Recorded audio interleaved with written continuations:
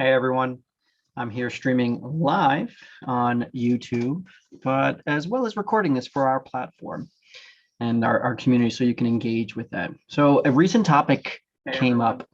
I'm here streaming about what has virtual really taught us and how can we take those learnings from those past mistakes and make them better. And the most important one that I keep going back to, and everyone's like, "Oh, why do you keep going back to this?" It's because it's really important topic that we need to talk about, and it's why mobile event apps failed.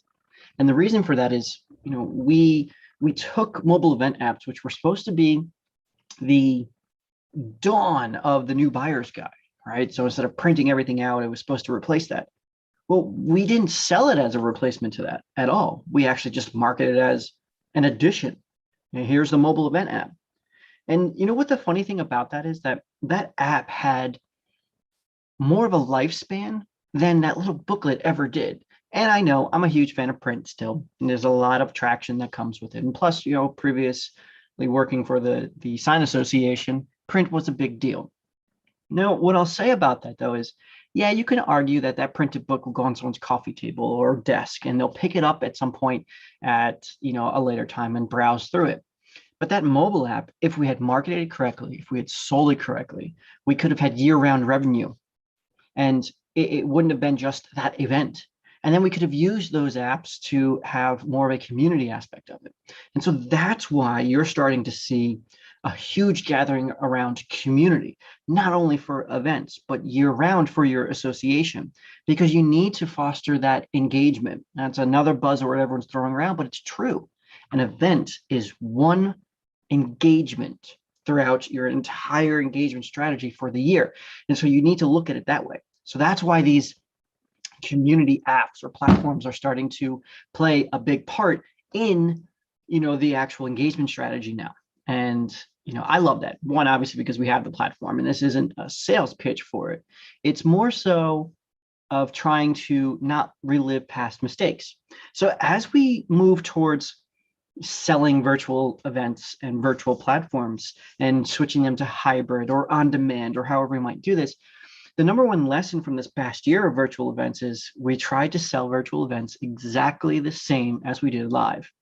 So if we had learned the lesson from trying to sell mobile event apps the same as a traditional buyer's guide or replacement of it, why then did we just immediately jump into selling virtual events the same as live? They're two different styles of events. They're not similar in any way. Putting them on is vastly different as well. So we need to understand that mindset and say, okay, each has a part in my engagement strategy, my year-round strategy that I'm putting on. So how can I sell them, right? And that's where we go into with our customers, the strategy behind an actual 365 engagement strategy and utilizing community. So as long as you have the 4 pillars for your strategy, content, whether it's live streamed, whether it's on demand, or both actually is the best. You have community, so giving your audience the ability to interact with peers, right? Or interact with sponsors or interact with you about certain content or about topics that they bring up, right? That fosters engagement year round. Much easier to acquire engaged audience members for your events instead of having to replace 40% each year. So keep that in mind. Then you've got commerce, right? Commerce you want to be able to facilitate. So that's where you have now year-round listings for your sponsors, your suppliers. Yeah, they're listings like a buyer guide and a directory and a marketplace and things like that.